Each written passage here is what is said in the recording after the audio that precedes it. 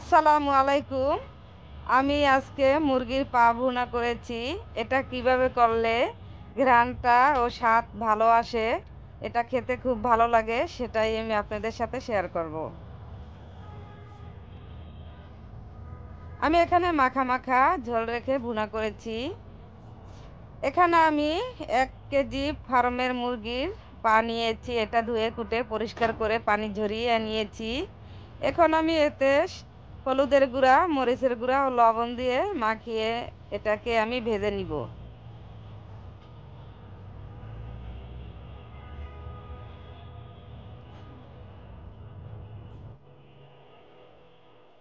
আমার মাখানো হয়ে গেছে। এটা আমি এখন ভাজার জন্য চুলায় যাচ্ছি।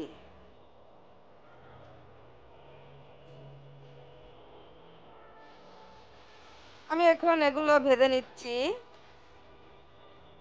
আমি ঢাকনা দিয়ে এগুলো ভেজে নিচ্ছি, কারণ ছিটে উঠতে পারে।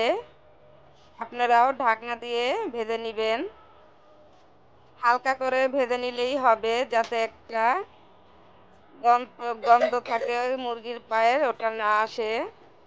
তাই আমি হালকা ভেজে নিচ্ছি।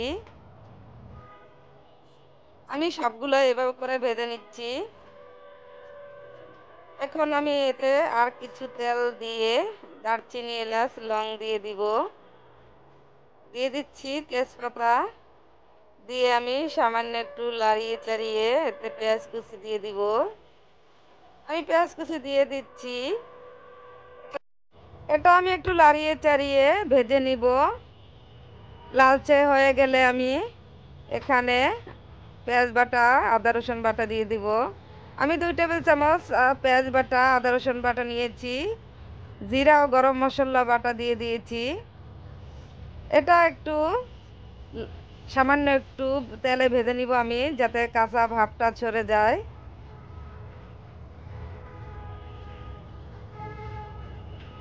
আমি চুলার আঁচটা কমিয়ে দিয়েছি। এখন আমি হলুদের গুঁড়া নিয়েছি, মরিচের গুঁড়া নিয়েছি, লবণ দিয়েছি স্বাদ মতো, এবং ধনিয়ার গুঁড়া নিয়েছি। নিয়ে এখন আমি একটু লাড়িয়ে চাড়িয়ে পানি দিয়ে দিব।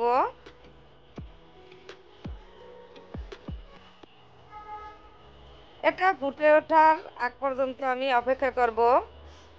এখন আমি দিয়ে দিলাম চিনাবাদাম বাটা, এখানে 1 টেবিল চামচ, টমেটো কেচাপ দিয়ে দিলাম 1 টেবিল চামচ, দিয়ে আমি এটাকে ভালোভাবে কষিয়ে নিব।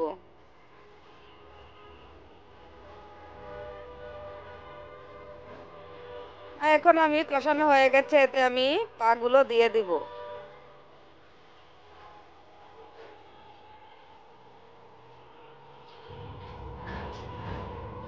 এখানে আমি ফার্মের মুরগির পাগুলো নিয়েছি।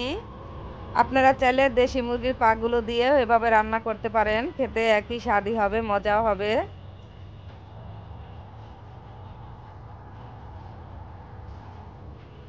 আমি এটাকে ভালোভাবে লাড়িয়ে চাড়িয়ে কষিয়ে নিয়েছি।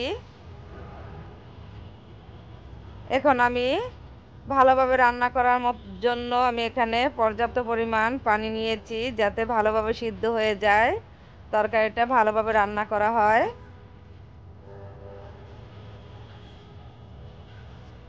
এখন আমি একটু ঢেকে দিব।